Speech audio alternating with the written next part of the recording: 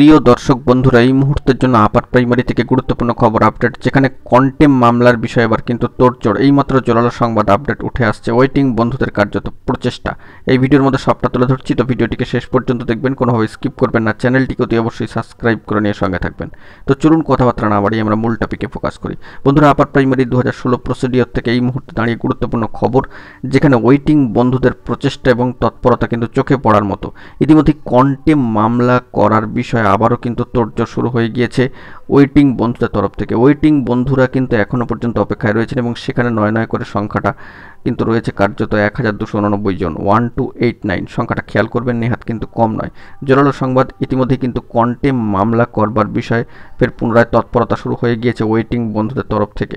এবং তারা যেটা জানাচ্ছেন, তারা কিন্তু খুব শীঘ্রই মহামান্য কলকাতা হাইকোর্টে কন্টেম মামলা দাখিল করবেন এবং সেই নিরিখে প্রার্থীদেরকে, অর্থাৎ যারা ওয়েটিং বন্ধু রয়েছেন, অপেক্ষারত, যোগ্য হয়েও বঞ্চিত, তাদের ক্ষেত্রে তারা একজোট হওয়ার কিন্তু বার্তা দিচ্ছেন এবং সেই লক্ষ্যে তারা কিন্তু কন্টেম মামলা ফাইল করবেন।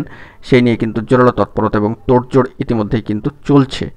তো বিভিন্ন সামাজিক গণমাধ্যমের সূত্র ধরে বার্তা উঠে আসছে, ওয়েটিং বন্ধুদের প্রচেষ্টা ইতিমধ্যেই কিন্তু জারি রয়েছে। তারা কিন্তু লড়ছেন এবং মামলা কিন্তু দাখিল করবেন, কন্টেম মামলা, সেই নিয়ে কিন্তু আপডেট উঠে আসছে।